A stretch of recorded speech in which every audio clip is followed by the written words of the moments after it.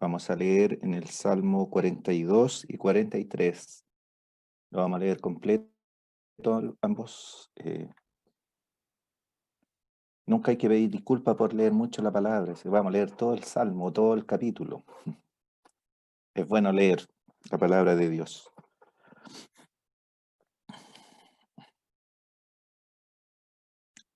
Salmo 42. Arriba tiene como un título: mi alma tiene sed de Dios. Al músico principal, masquil de los hijos de Coré. Como el ciervo brama por las corrientes de las aguas, así clama por ti, oh Dios, el alma mía. Mi alma tiene sed de Dios, del Dios vivo. ¿Cuándo vendré y me presentaré delante de Dios? Fueron mis lágrimas, mi pan de día y de noche. Mientras me dicen todos los días, ¿dónde está tu Dios? Me acuerdo de estas cosas y derramo mi alma dentro de mí, de cómo yo fui con la multitud y lo conduje hasta la casa de Dios, entre voces de alegría y de alabanza del pueblo en fiesta. ¿Por qué te abates, oh alma mía, y te turbas dentro de mí? Espera en Dios, porque aún he de alabarle, salvación mía y Dios mío. Dios mío, mi alma está abatida en mí. Me acordaré por tanto de ti desde la tierra de Jordán y de los hermonitas, desde el monte de Mizar. Un abismo llama a otro a la voz de tus cascadas. Todas tus ondas y tus olas han pasado sobre mí. Pero de día mandará Jehová su misericordia, y de noche su cántico estará conmigo, y mi oración al Dios de mi vida. Diré a Dios, roca mía, ¿por qué te has olvidado de mí? ¿Por qué andaré yo enlutado por la opresión del enemigo? Como quien hiere mis huesos, mis enemigos me afrentan, diciéndome cada día, ¿dónde está tu Dios? ¿Por qué te abates, oh alma mía? ¿Y por qué te turbas dentro de mí? Espera en Dios, porque aún he de alabarle, salvación mía y Dios mío. Salmo 43. Júzgame, oh Dios, y defiende mi causa. Líbrame de gente impía y del hombre engañoso e inicuo, porque tú eres el Dios de mi fortaleza. ¿Por qué me has desechado? ¿Por qué andaré enlutado por la opresión del enemigo?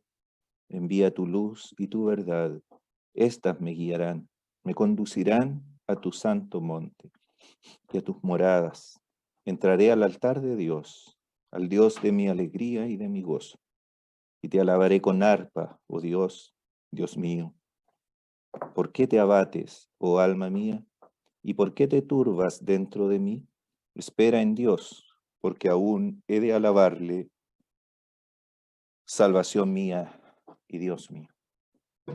Que el Señor bendiga la lectura de su palabra y nos ayude en la exposición de ella. Bueno, algunas palabras previas. Yo no recuerdo haber escuchado alguna exposición de este salmo en la vida, aquí en la asamblea por lo menos, y no recuerdo haberlo expuesto yo alguna vez. Ciertamente que deben haber muchas, ¿verdad?, predicaciones, exhortaciones respecto a estos dos salmos y básicamente en la pregunta, ¿por qué te abates, oh alma mía? Pero yo quisiera hacerlo una perspectiva muy simple, muy sencilla. Y yo quisiera, como les dije en un inicio, tomar algunos salmos que son denominados salmos de lamentación personal e individual, o en algunos momentos puede ser colectiva. ¿Y por qué he pensado, hermanos, en estos salmos? Porque yo voy a repetir lo mismo. Yo veo a veces las caras de ustedes acá a través de la pantalla, de algunas que permite ver, pero sé que detrás de cada rostro nuestro, de ustedes y el mío, de cada sonrisa inclusive, se puede esconder una experiencia desalentadora, que no somos capaces de expresar a cualquiera. Y por eso yo siempre empiezo como no, no como quisiera, siempre cambio, pero yo hubiese querido empezar así y preguntarle a ustedes, ¿cómo están? ¿Y cuál es nuestra rápida y pronta respuesta? Generalmente, ¿bien? Bien, gracias a Dios. Pero a lo mejor si nos volvieran a repetir la pregunta a una persona más íntima y que nos pudiera decir, pero mira, dime realmente cómo estás. A lo mejor nosotros diríamos, mira, en realidad no estoy tan bien. Si nosotros le hubiésemos formulado la pregunta, a lo mejor al autor de este salmo, que algunos dicen que es David, sé que dice a los hijos de Coré, pero lo vamos a explicar. A lo mejor el salmista habría dicho, como yo estoy mal, yo estoy destrozado. Y basta leer, ¿verdad? Estos capítulos para darnos cuenta que esa es la realidad. Y qué bueno que existen los salmos. Yo creo que, como dijo alguien, los salmos en realidad relatan de alguna manera la experiencia de la vida cristiana. Y por eso es que nosotros acudimos a ellos cuando nos sentimos un poco desalentados, porque aquí, perdón, encontramos que el salmista o los autores de los salmos describen experiencias personales que son muy idénticas a las nuestras. Y uno se nutre en esto, y uno alcanza, ¿verdad?, a poder encontrar en esta palabra lo que uno también necesita. Juan Calvino habló de los salmos y dijo que era la anatomía de las partes del alma. ¿Ya? Así como hay una anatomía corporal, describe las partes de nuestro cuerpo, los salmos describen la anatomía, la estructura de nuestra alma cuando sufre. Entonces, este salmo dice arriba que es un masquil de los hijos de Coré. Algunos dicen que es para los hijos de Coré, más que de los hijos de Coré, sino que lo hicieron para que ellos los cantaran. No sé si será así, pero puede por una especie de explicación. Este es el primer salmo del segundo libro, ¿ya?, de los salmos. Me explico, todos lo sabemos. Los salmos fueron agrupados en 5 grupos, ¿verdad? Está el libro primero que tiene 41 salmos y aquí empezamos con el segundo libro. Alguien hizo esa agrupación, alguna vez leí que quisieron hacerla como que representaba cada uno de los libros de Moisés. Es decir, el libro 1 representaría al Génesis, el 2 al Éxodo. Alguien lo hizo y lo agrupó de esa manera. Lo interesante es que cada uno de estos grupos eh, termina con una doxología o con una alabanza. Por ejemplo, en el capítulo 41, en el verso 13 dice, bendito sea Jehová, el Dios de Israel, por los siglos de los siglos. Amén. Y si nosotros seguimos más adelante, al capítulo 72, que es el donde se termina el segundo grupo de salmos, dice en el verso 19, bendito su nombre glorioso para siempre, y toda la tierra sea llena de su gloria. Amén y amén. Aquí terminan las oraciones de David, hijo de Isaí. Y más adelante, en el Salmo 89, donde termina el tercer grupo de salmos, leemos en el verso 52, bendito sea Jehová para siempre. Amén y amén. Y así, cada uno de los salmos de estos grupos termina con esta doxología. En el capítulo 106, verso 48, dice, bendito Jehová, Dios de Israel, desde la eternidad y hasta la eternidad. Y diga todo el pueblo, amén, aleluya. Y obviamente el Salmo 150 es toda una doxología, es toda una alabanza, una exhortación a que alabemos al Señor, ¿verdad? Dice, alabad a Dios en su santuario, alabadle la magnificencia de su firmamento. Entonces, este segundo grupo de salmos, que está en el libro 2, dice que es un masquil. Hay varias palabras en los salmos que de alguna manera reflejan el contenido del salmo, lo que quiere decir. No hay acuerdo respecto al significado exacto de la palabra masquil, pero la mayoría concuerda que básicamente significa instrucción. Es decir, este sería un salmo instructivo. De alguna manera, el autor, el escritor de este salmo, a su experiencia, adquirió sabiduría y cierta habilidad para instruirnos a través del salmo. Es decir, el Salmo no solo se cantaba, sino que también nos instruía. ¿Y qué instrucción nos quiere dar el salmista? ¿Cómo enfrentar el desánimo?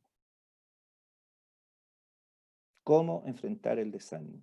Hermanos, nosotros tenemos que reconocer que todos los días como creyentes no son iguales.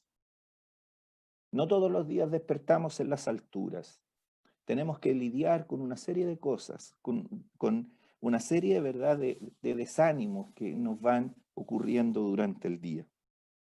Ahora, este Salmo 42 y el 43, en la Biblia hebrea, era una unidad, no estaban separados. Por eso, si ustedes se fijaron, en el Salmo 43 no hay ninguna sobreescritura. Se le puso un título ahí, pero si nosotros sacamos el título, no hay nada arriba que diga al músico principal, por lo tanto se cree que es una unidad. ¿Y por qué? Porque tiene un solo tema, y es el desánimo, el desaliento, la desazón que está viviendo el salmista. Vamos a ver cuáles son las razones de su desánimo. Primero descartemos el pecado. En ningún momento se ve que hay confesión, que hay arrepentimiento, porque el salmista no está hablando de eso. El Salmo 32 y el Salmo 51 son salmos penitenciales, son salmos de David, donde él reconoce su pecado. Pero aquí no hay pecado. A veces uno puede sentirse hasta sentir cierta, ¿cómo decirlo? Eh, claro, uno justifica por último el dolor que puede sentir cuando uno peca. Dice, bueno, ya, esto lo sufro porque yo pequé, porque desobedecí, tomé una mala decisión. Y se consuela, entre comillas, así. Pero aquí el escritor no puede decir, mire, yo sufro esto porque he pecado, porque he desobedecido. No. Las razones del desaliento son otras. Y a veces hay hermanos, ¿verdad?, que piensan, pocos parecer sí, que un creyente no se puede desanimar ni se puede desalentar y que piensan que eso es falta de espiritualidad. Y pueden ser tan súper espirituales que a veces se consideran que son superiores al Señor, porque el Señor dijo, mi alma está muy triste hasta la muerte. El Señor dijo, ahora está turbada mi alma. Aquí hemos hablado de turbación. Y obviamente la turbación y la tristeza del Señor eran por otras razones. Pero, ¿quién de nosotros, hermano, no ha estado desanimado? ¿Quién de nosotros no ha vivido momentos del valle oscuro? Miren, alguien de manera muy gráfica dijo que generalmente muchos días se pueden categorizar o pueden haber tres tipos de días en nuestra vida. Están los días en la cima de la montaña, esos días donde parece que todo nos sonríe, en que parece que no hay ningún problema, en que todo parece funcionar sobre ruedas, pero son pocos esos días, ¿verdad? Si nosotros miramos nuestra vida, no siempre hemos estado en la cima de la montaña. El segundo tipo de días es aquel tipo de días cuando son, entre comillas, normales, ordinarios, no nos pasan ni cosas buenas ni malas.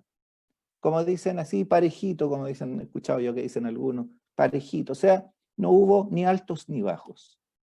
Pero hay un tercer tipo de días que caracteriza a veces nuestra vida, son esos días oscuros.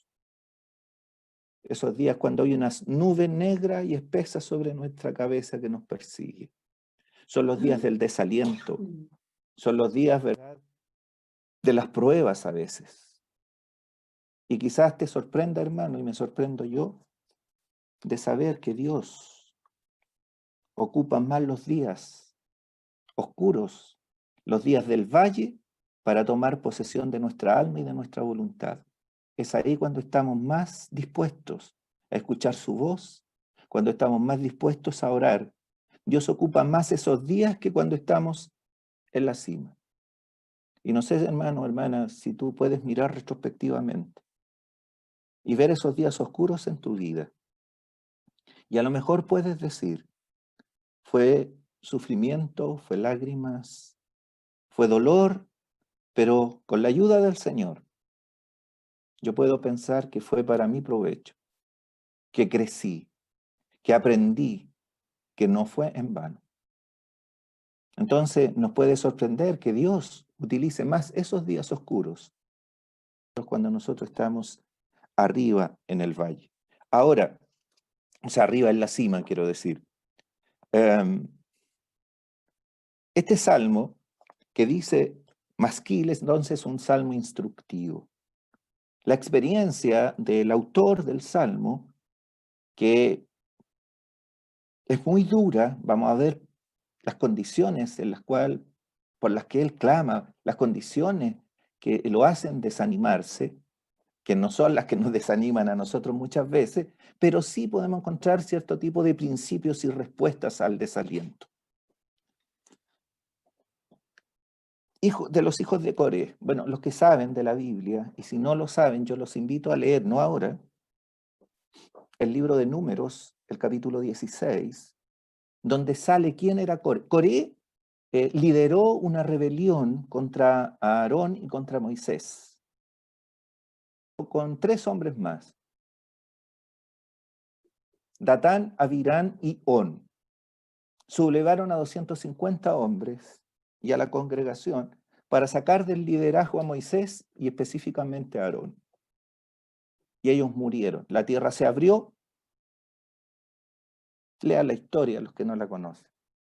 Pero fíjense que si Coré murió en esa rebelión, la Biblia habla de la contradicción de Coré. Y si ustedes leen ese capítulo 16, los invito a que subrayen cada vez la palabra contra. Por eso se llama contradicción. Y en Judas, el capítulo, verso 11 más bien, no tiene un solo capítulo, Judas, en la carta dice, ay de ellos porque perecieron en la contradicción de Coré. Entonces, estos hijos quedaron vivos. La gracia de Dios. Y a lo mejor ellos se transforman en personas que alaban a Dios. En el segundo libro de Crónicas, el capítulo 20, hay un verso ahí, que no se lo voy a decir para que ustedes hagan otra tarea. Busquen que dice ahí que ellos eran cantores. Entonces a lo mejor esta gratitud de que Dios no permitió que ellos murieran en la rebelión de Coré, los transforma en personas que alaban a Dios. Y eso debiéramos hacer nosotros, ¿verdad? Cuando somos librados de algo, alabar a Dios. Ahora, disculpen si estoy un poco difuso en el tema, pero ¿por qué también se dice que estos 2 capítulos son una unidad? Primero, ¿verdad? Porque no hay un título que separe estos 2 capítulos. Y lo otro es porque hay un verso que es recurrente, que es el coro, que es el estribillo de este salmo. Los salmos son himnos. ¿Se fijaron cuáles eran, no es cierto? 3 veces. El capítulo 42, el verso 5, el verso 11 y en el capítulo 43, el verso 5. Ahí está el coro que se repite. ¿Cierto? Los coros nosotros los repetimos. Aquí está el coro, aquí está el estribillo. 3 veces está diciendo, ¿por qué te abates, oh alma mía? Las características de los salmos de lamento tienen preguntas. 2 preguntas fundamentales. ¿Hasta cuándo? Capítulo 13, este salmo, el salmo capítulo 13, se formulan esas preguntas. ¿Hasta cuándo? Y la otra pregunta que uno formula cuando está en lamento es ¿por qué? ¿Por qué? Aquí hay 13 preguntas en este libro. O sea, quiero decir 10 en nuestra versión, 10. Pero hay 2 que la formulan los enemigos. En el capítulo 42, verso 3. Están diciendo,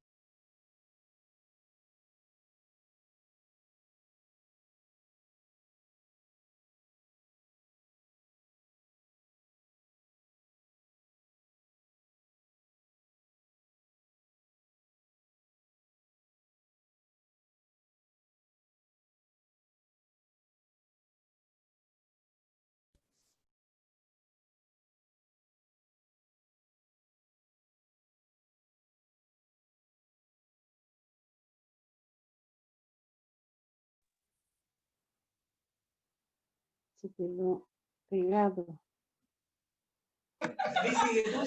La pregunta es ¿dónde está el tío Hugo?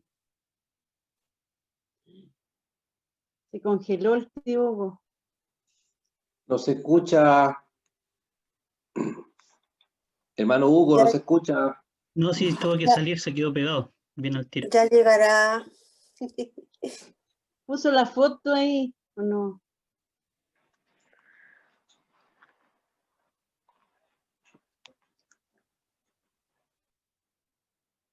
Sergio, ¿Tío? Hola hermanos, hola ¿me escucha? hermanos. Sí, ahora sí. Hola hermano, quiero decirles que en estos días Zoom ha tenido un problema, entonces a veces se sale. Ya, Solamente hermano, quiero asegurarles, ahí está nuestro hermano. ya. Gracias, hermano, gracias. Sí, ya. Me perdí de lo que estaba diciendo. Ahora sí. Ya, le decía que las preguntas son características en estos salmos. Entonces, ¿por qué te abates, oh alma mía? Y después, ¿y por qué te turbas? Lo mismo podríamos decir del verso 11 y del verso 5. Ahora, él está hablando con un médico que ha sufrido alguna enfermedad que es el desánimo, y una vez que pasó, ahora nos da los remedios. Pero cuando uno va al médico, nos diagnostica, pero ¿qué hace primero? Pregunta, ¿no es cierto? Empieza a preguntarnos, ¿les duele aquí? ¿Qué síntomas ha tenido? Y una vez que uno dice síntomas, él puede decir, mire, usted tiene tal cosa y este es el remedio. Aquí están las preguntas. Ahora, él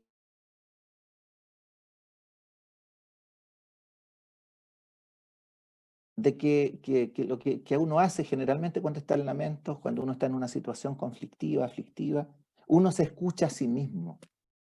Y escucha voces, ¿verdad? A veces Satanás pone pensamiento y uno empieza a escuchar, no, es que tú no sirves, es que tú no eres bueno para nada, es que tú no eres suficiente fuerte para soportar esto. Uno se escucha a sí mismo. Y ahí está el fracaso, y ahí está el error. Porque aquí el salmista, en vez de escucharse a sí mismo, se habla a sí mismo. ¿Por qué te abates, oh alma mía? No sé si me escuchan. ¿Me escuchan, hermano, o no? Sí, sí se escucha. Sí, se escucha súper bien. Ya, Todo gracias. bien. Sí, hermano, Ya. se escucha. Entonces, él empieza a preguntarse, ya, gracias. Uno empieza a preguntarse a sí mismo, él se pregunta, ¿por qué te abates, oh alma mía?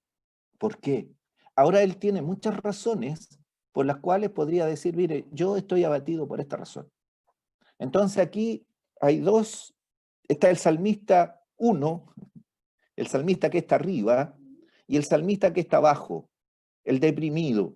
Y uno le está diciendo al otro, como dijo Charles Spurgeon, creo que lo dijo, el David que está bien, está contrarrestando al David de los vertederos, el David que está en el basural, ese que está deprimido. Entonces dice, ¿por qué te abates, alma mía?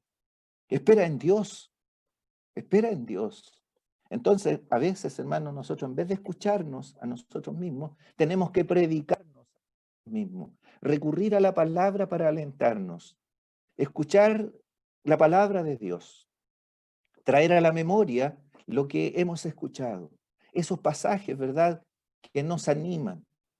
No te dejaré, no te desampararé. Jehová es mi pastor, nada me faltará. No temas. Ahí en Isaías hay varios más, hay en la Biblia que Dios nos dice, no temas. Yo estoy contigo.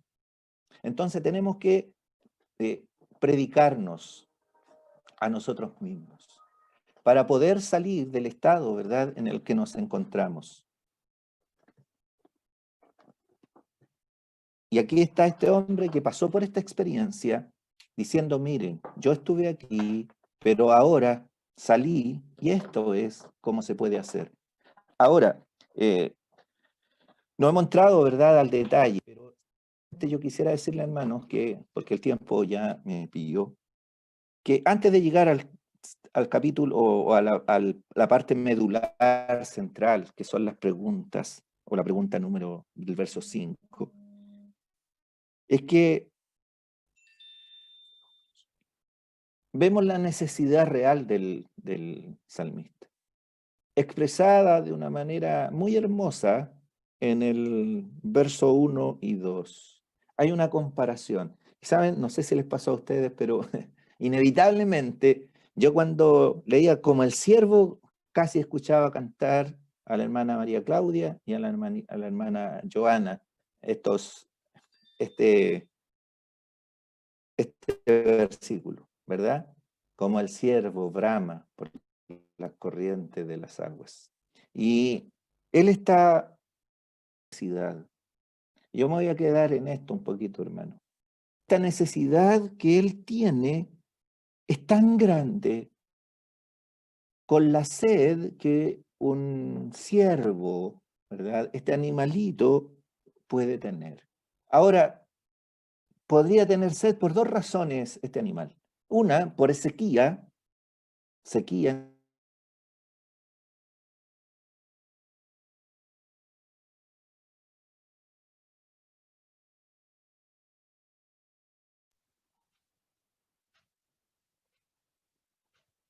Se pegó otra vez, tío.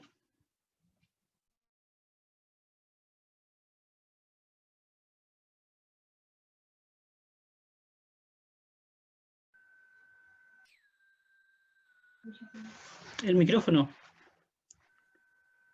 Gracias, Sergio. Decía que la idea es del siervo que jadea, está jadeando. Cuando dice bramar, está tan sediento que él dice así como ese siervo. Imaginémonos eso, hermano. Un animal, a veces ve un perro, uno que está cansado, está con su lengua afuera, ¿verdad? Esa es la idea. Tan grande es la necesidad de Dios, porque él dice, yo tengo sed de Dios. Yo no sé, hermano, si nosotros hemos experimentado esa necesidad de un contacto personal con Dios. Él no dice que tiene necesidad de comodidades, de cosas materiales, sino que tiene sed de Dios, sed del Dios vivo. Da la impresión, por lo que uno pueda leer, que el salmista está, por así decirlo, de manera forzada, excluido del centro religioso de Israel. Si fue David, puede ser en el momento en que su hijo Absalón, ¿verdad? Incitó esa rebelión contra él y él tuvo que huir. Entonces ahora se encuentra lejos del templo, ¿no? El templo no estaba construido, del tabernáculo, del arca. Estaba alejado de la compañía de adoradores, porque él dice que un día él condujo al pueblo en adoración a Dios. Pero ahora las ha cambiado. Y él entra en desánimo. Algunos llaman depresión. No sé, hermanos, si ustedes han leído un libro que se llama Depresión Espiritual, de Martin Lloyd Jones, el apellido igual que del hermano David. Ese escritor escribió todo eso, depresión espiritual, en base al Salmo 42. Se lo recomiendo si desean leerlo. Ahora, este escritor, en alguna manera, él está lejos, pero él anhela estar con Dios. No quiere decir que él no crea en la omnipresencia de Dios. Él sabe que Dios está en todas partes. Él sabe que Dios está en él porque él está orando a él aquí, está hablando con él. Pero él quiere estar junto con el pueblo de Dios. Eso anhela él. Ahora, nosotros sabemos, hermanos, que a lo mejor leyendo esto, él dice, ¿cuándo me presentaré? ¿Cuándo me presentaré? En el verso 2 al final, ¿cuándo vendré y me presentaré delante de Dios? Dicen que las versiones mejores dicen, ¿cuándo me presentaré y veré el rostro de Dios? Y uno piensa, oye, ojalá termine esta pandemia y nos podamos ver. Hermano, más que eso, nuestro anhelo, más que vernos unos con otros, es poder restituir, cuando el Señor lo permita, las reuniones que Él instituyó. Más que vernos unos con otros. Hermanos, el Señor instituyó las reuniones presenciales como un medio de gracia para fortalecernos y para poder adorar a Dios corporativamente.